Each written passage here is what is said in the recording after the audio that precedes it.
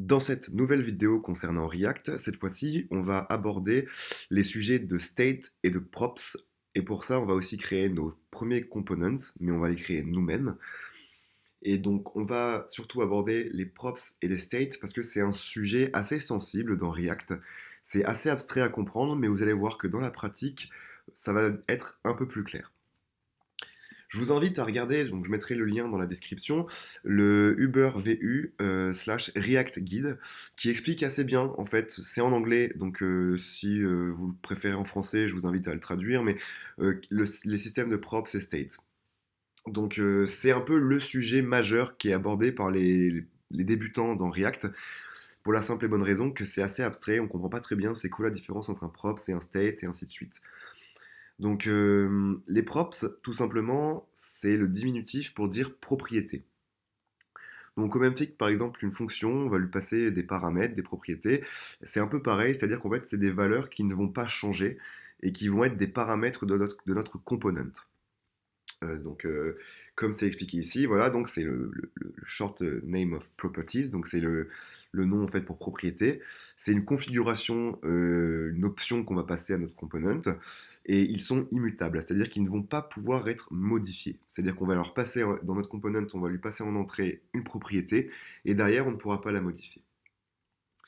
Quant au state, en fait, c'est ce qui va permettre une mutation de notre component. C'est quand le state va être modifié, ça va re-rendre le component. C'est-à-dire qu'en fait, on va avoir un re-render qui est un peu la base de React parce qu'en fait, c'est comme ça que notre application devient dynamique et devient en fait une single page application. C'est parce qu'en fait, on change le state et du coup, au lieu de re-rendre entièrement la page, c'est-à-dire de reloader la page, on va re-rendre qu'une partie de notre page et ainsi de suite. Donc c'est un peu la différence entre propre et state. Les props donc, sont immutables, c'est-à-dire qu'ils ne peuvent pas être modifiés et ils sont passés en entrée dans notre component. C'est-à-dire qu'en fait notre component va avoir une configuration grâce aux props. Les states, eux, n'existent pas à la base, c'est-à-dire qu'un component n'a pas de state, c'est-à-dire qu'on va les créer nous-mêmes et ils vont pouvoir être modifiés, ce qui va donc créer en fait un re-rendre, enfin, qui va re-rendre notre component. Ici, vous avez un petit tableau comparatif qui vous explique ce que peut faire un props, ce que ne peut pas faire un props, et ce que peut faire un state et ce que ne peut pas faire un state. Actuellement, un props et un state, c'est un peu similaire dans le sens où voilà, c'est comme une variable, c'est-à-dire qu'on va leur passer une valeur. Là où la différence va se faire, c'est notamment en fait dans le rôle qu'ils vont avoir sur le component. Et comme je pense qu'un exemple vaut 2000 mots, on va tout de suite passer à la pratique et on va créer en fait donc un component nous-mêmes et on va lui passer des props et des states et on verra un peu la différence qu'il y aura entre les deux. Pour ça, je vous invite donc à réouvrir votre éditeur de texte, Visual Studio pour moi, et on va reprendre le projet qu'on avait créé dans la vidéo précédente. Donc vous vous en rappelez, on avait notre index HTML avec la div qui a un ID root. Dans notre index.js, on venait chercher cet ID root et on venait lui insérer le component app qu'on allait importer juste avant. Et ce component app, créé grâce à un objet classe app, qu'on exportait à la fin pour pouvoir ensuite l'importer, il allait donc juste rendre un petit peu de contenu avec une div, un header, un paragraphe et ainsi de suite. La première chose que l'on va faire maintenant, en fait, c'est supprimer le contenu du return, tout le contenu HTML. Donc, ce qui va sûrement provoquer, voilà, une erreur sur notre navigateur, c'est normal parce qu'en fait, on ne return rien. Et il faut retourner quelque chose, sinon on aura une erreur. Ce que l'on va faire, c'est qu'on va créer notre premier component. On va le créer à la racine, hein, on ne va pas s'embêter tout de suite à créer des dossiers et à organiser notre code. Pour l'instant, l'intérêt, c'est vraiment de comprendre React et son fonctionnement. Dans le dossier source, on va créer un nouveau fichier que l'on appellera welcome.js. Moi, je mets des majuscules à mes components React parce que ça me permet en fait un petit peu d'organiser quand même un peu mon code et j'aime bien que mes components commencent par une majuscule. Ça pourra aussi arriver que vous voyez des extensions .jsx, mais ça se pratique un peu moins désormais, c'était surtout dans les premières versions de React, donc on va utiliser le JS. Donc welcome.js, et nous voici sur un fichier vide, et c'est à nous de jouer pour créer notre premier component.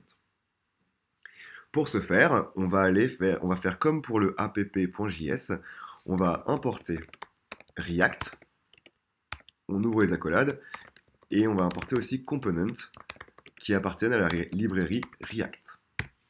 Donc ce qui fait que maintenant, dans notre fichier welcome.js, on va avoir accès aux propriétés de React et on va avoir aussi accès aux components. Et on va créer d'ailleurs un component en faisant un class welcome. Généralement, on appelle notre component du même nom que notre fichier. Donc là, je vais l'appeler class welcome.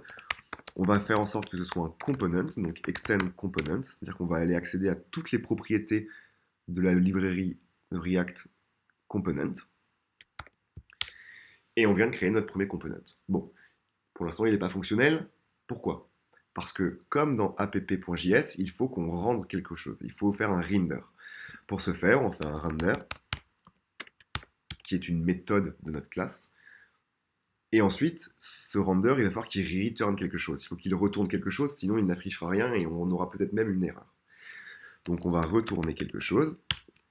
Et ce quelque chose, ça sera un h1, donc un titre. H1, qui dira tout simplement, comme l'indique notre component, welcome. Mais c'est pas fini, parce que si on veut pouvoir accéder à ce component quelque part, l'afficher quelque part, il faut qu'on l'exporte. Donc on va faire un export default welcome. Et là, nous venons de créer notre premier component en React.js. Mais le problème, c'est que si je sauvegarde et que je retourne sur mon navigateur, j'ai toujours l'erreur, j'ai toujours rien qui s'affiche, mais c'est normal. Parce qu'on l'a exporté, maintenant il va falloir venir l'importer quelque part et l'afficher. Pour ce faire, on se rend dans app.js et on va venir ici importer, import welcome from welcome. Cette ligne elle est simple, qu'est-ce qu'on fait? On vient chercher welcome, qui est notre classe, qu'on a exporté ici. Si on ne l'avait pas exporté, ça ne fonctionnerait pas. On l'importe et on va le chercher où? À la racine. Donc c'est pour ça qu'on met ./welcome ici. Maintenant, on va pouvoir avoir accès à ce component et on veut même pouvoir l'afficher.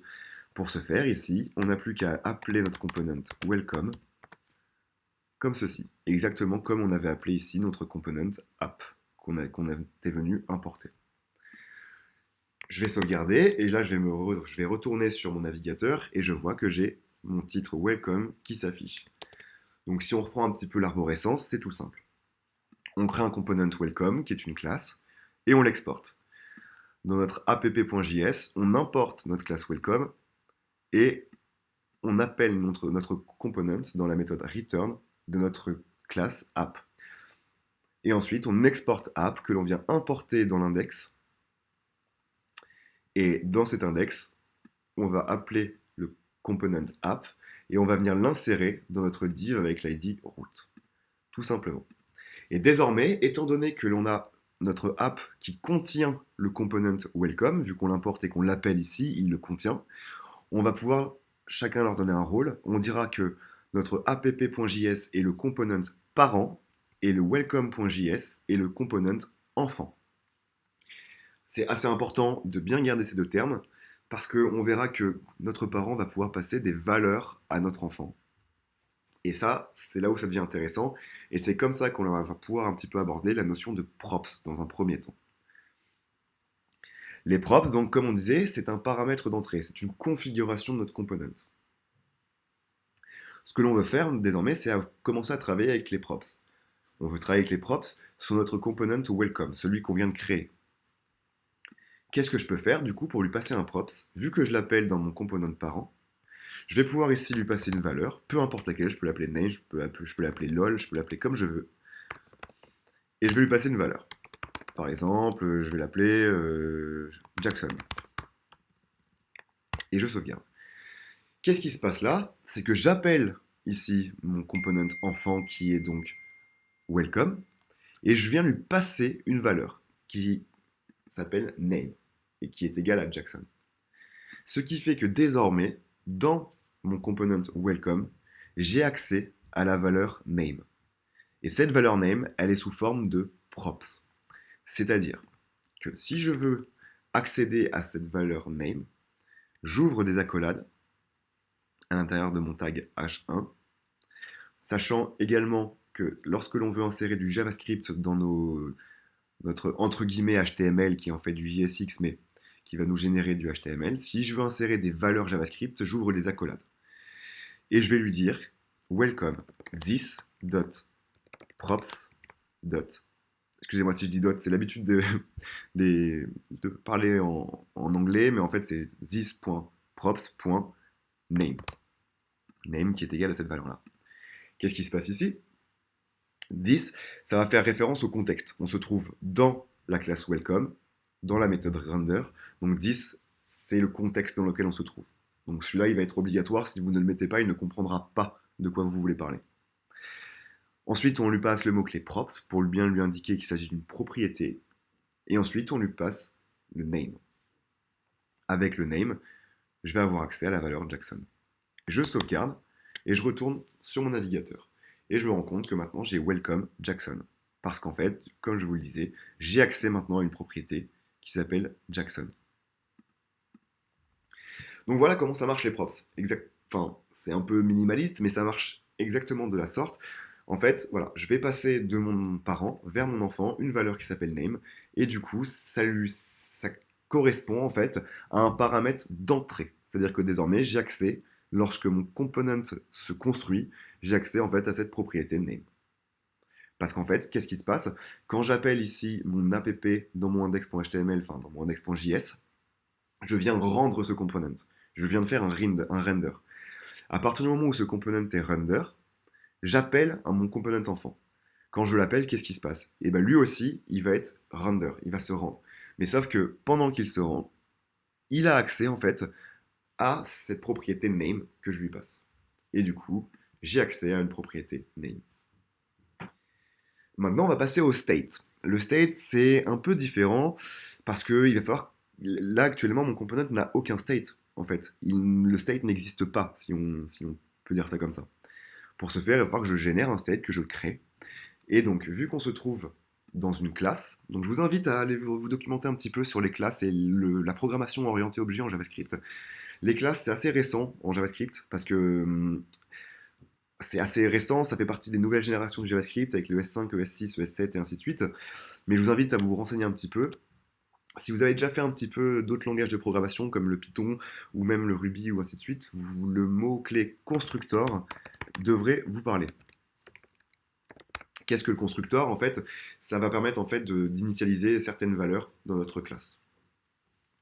Donc j'ai besoin de cette méthode constructor pour que quand je vais rendre mon component welcome, des choses soient initialisées. Le premier mot-clé à mettre, c'est super. Donc celui-ci, je ne vais pas m'attarder dessus du tout, je ne vais même pas en parler. Ce que je peux juste vous dire, c'est que quand vous faites un constructor en React et en JavaScript, il faut que vous mettiez le super. C'est, on va dire, une convention, entre guillemets. Et ici, je vais aller initialiser un state. Pour ce faire, je fais this.state. Je vais lui dire que c'est égal à un objet en JavaScript. On aura un count 2.0. Donc en fait, qu'est-ce que je viens de faire ici? Ici, je crée une classe et je vais construire ma classe. C'est-à-dire que je vais aller initialiser des choses. Qu'est-ce que j'initialise ici? J'initialise une state qui sera un objet et la seule clé et valeur dans cet objet sera count 2.0. Donc count est égal à 0. Donc me voici maintenant avec un component qui a un state. Ce que j'aimerais bien faire maintenant, c'est que, vu que j'ai dit précédemment, j'aimerais voir si c'est possible du coup de modifier ce state, parce que je vous ai dit avant qu'un state était mutable, c'est-à-dire qu'un state pouvait être modifié. Alors, qu'est-ce qu'on va faire? On va créer ici une div. Sachant d'ailleurs, oui, une petite précision, je ne peux pas en React faire ceci. C'est-à-dire que je ne peux pas ici mettre un H1 et mettre ce que je veux à l'intérieur, et juste en dessous mettre un P avec ce que je veux. Ici, je vais avoir une erreur. Si j'actualise ici, voilà. Syntax error, adjacent JSX element must be wrapped in enclosing tag. Qu'est-ce que ça veut dire? Ça veut dire qu'en fait, quand je fais un return en React, il faut toujours que je return un seul élément. Je ne peux pas rendre plusieurs éléments à la suite. Je peux rendre plusieurs éléments à condition que mon return retourne qu'un seul élément. Donc pour ce faire, j'ai juste à entourer tout ça en fait, tout simplement d'une div. Voilà. Et là, du coup, mon, mon code comprend que je vais rendre qu'une seule chose, c'est une div, mais il y aura des choses à l'intérieur. Donc là, si je sauvegarde, je n'aurai plus l'erreur, et je vais me retrouver ici avec mon titre et mon paragraphe. Donc là, je vais remettre ce que j'avais mis avant dans le H1, à savoir un welcome 10.props.name. Dans mon paragraphe, ici, cette fois-ci, je vais mettre mon compteur, 2 points, et cette fois-ci, moi, je veux accéder au state. Donc this.state. Pareil que pour props, on se remet dans le contexte qui est this. Je lui passe cette fois-ci la propriété state à la place de la propriété props. Et je vais accéder à count, comme ceci. Si j'actualise, mon compteur 2.0, forcément, il est égal à 0. Jusqu'à là, tout est logique. Et ensuite, en dessous, je vais créer un bouton. Button. J'ai oublié. Je vais lui dire ajouter 1. Je vais sauvegarder et je vais aller voir ce que ça donne. J'ai bien un petit bouton, mais lorsque j'ajoute 1, ça ne fait rien. Pourquoi ça ne fait rien? Pour la simple et bonne raison qu'on n'a rien connecté, il n'y a aucune action sur ce bouton. On va d'abord réfléchir à la fonction que l'on veut. Et ensuite, on la déterminera comme étant une action sur ce bouton. Qu'est-ce que l'on veut faire? C'est qu'on veut prendre le state actuel qui est égal à 0, count égale 0, et on veut l'incrémenter. C'est-à-dire qu'à chaque fois que l'on clique, on va ajouter 1. Du coup, qu'est-ce qui va se passer si on ajoute 1? Notre state va être modifié, il y aura donc bien une mutabilité. C'est-à-dire que notre state va être muté, va être modifié. Pour ce faire, on va créer une méthode dans notre classe. Une méthode, il faut voir ça comme une fonction. Le render, c'est une fonction, et là, on va créer une méthode que l'on va nommer comme on souhaite. Donc moi, je vais l'appeler add1. Donc c'est très très ressemblant à une fonction. Sauf que là, en fait, vu qu'on se trouve dans un contexte de programmation orientée objet, qu'on se trouve dans une classe, notre classe welcome, on appelle ça des méthodes de classe. Donc, j'ai bien créé ma méthode add1. Qu'est-ce que je veux qu'elle fasse? Eh bien, je veux qu'elle modifie notre state. Pour ce faire, React est très bien pensé. Ils ont pensé une méthode qui s'appellerait setState, c'est-à-dire faire en sorte que le state soit égal à ça. Pour ce faire, je fais un this, point. Donc disparaît, toujours pour rester dans le contexte. setState. J'ouvre les accolades pour mon objet. Et je veux que mon count soit égal à this.state.count, c'est-à-dire mon state actuel, count égale 0, ou count sera peut-être égal à 1, à 2, à 3, à 4, à 5 plus tard, plus 1, tout simplement. Donc ma méthode, qu'est-ce qu'elle fait? Elle prend mon state, et elle va le setter, c'est-à-dire le modifier, pour qu'il soit égal maintenant à count, égal à mon state actuel qui est égal à 0, plus 1, tout simplement. Et maintenant, il faut qu'on crée une action, c'est-à-dire qu'on veut que cette fonction soit appelée à chaque fois qu'on clique sur le bouton. Pour ce faire, on fera onClick égale, on ouvre des accolades parce qu'on veut insérer du JavaScript alors qu'on se trouve dans un contexte de, entre guillemets, HTML, mais du coup de JSX. Et à chaque fois qu'on va cliquer, on veut appeler this add1 comme ceci. Ce qui fait qu'à chaque fois qu'on va cliquer sur le bouton onClick, ça va venir incrémenter notre compteur.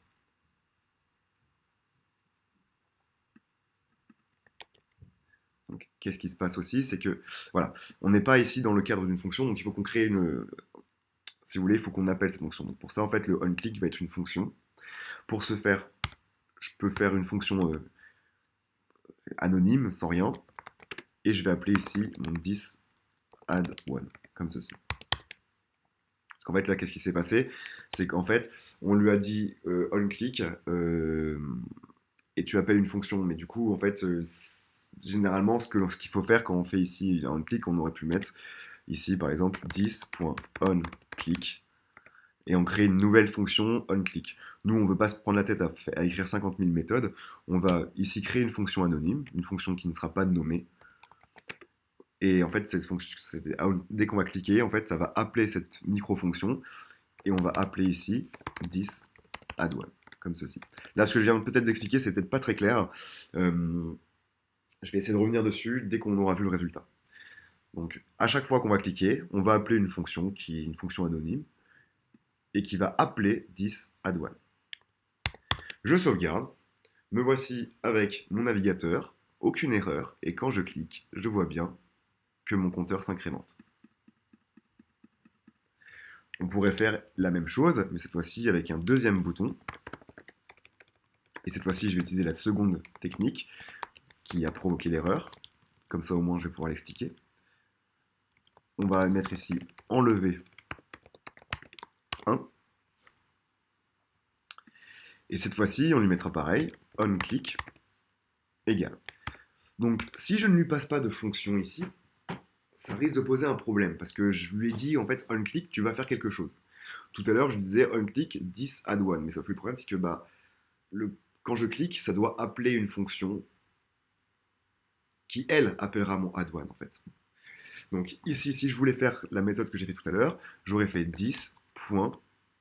Je vais appeler genre remove one, comme ceci. Ici, j'appellerai une méthode remove one. Et j'irai this set state, exactement pareil que tout à l'heure. Sauf que cette fois-ci, je ferai count égale this set state .count. Et cette fois-ci, moins 1. Le problème, c'est qu'ici, je vais avoir une erreur. Voilà, ça fait un peu n'importe quoi, ça appelle plein de fois, etc. C'est normal, pour la simple et bonne raison que ici, si je veux pouvoir lui dire de qui il s'agit, parce qu'en fait, quand ici je suis dans mon remove one et que j'appelle directement la fonction remove one, le 10 est compris comme étant mon state tout de suite, et en fait, il va l'appeler, quoi qu'il arrive.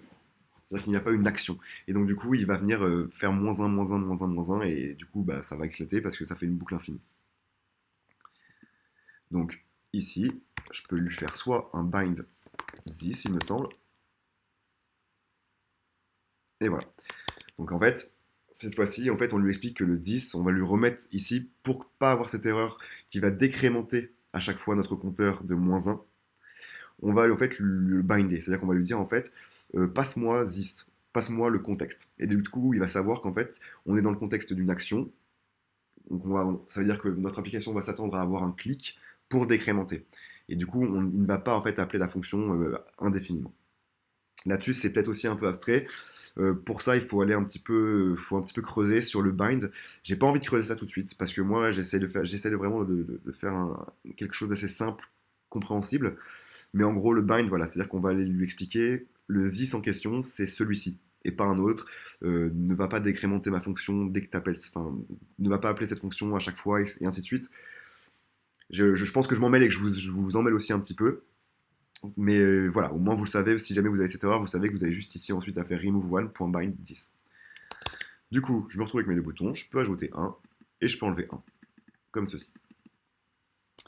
Donc je m'excuse si je vous ai un petit peu perdu avec cette notion des fonctions avec les binds, etc. Mais c'est quelque chose qui est un peu plus complexe quand même, parce qu'on parle vraiment des contextes du 10, etc. J'ai pas envie de vous perdre, j'ai vraiment envie de vous expliquer React, que vous puissiez voir un petit peu les possibilités qui s'offrent à vous. J'espère par contre qu'au niveau des states et des props, c'est assez clair. Le props ne pourra pas être modifié, c'est un paramètre d'entrée, c'est une configuration de notre component, tandis que le state, lui, c'est nous qui le configurons nous-mêmes, et qui va en fait re-render notre component. C'est-à-dire que ça va le re-rendre, et il va pouvoir, lui, de son côté, être modifié. Si vous avez des questions, n'hésitez pas à les mettre en commentaire, notamment sur ce que je viens de voir à la fin, un petit peu le bind et l'accès aux is. Je peux comprendre que ce soit pas clair, je peux comprendre que du coup vous soyez peut-être un petit peu en colère parce que j'ai pas assez expliqué. Si vraiment c'est un sujet qui vous tient à cœur, etc., n'hésitez pas à le mettre en commentaire, signalez-le moi et je ferai dans cette série sur React, je ferai une vidéo consacrée à ça pour que vous puissiez le comprendre.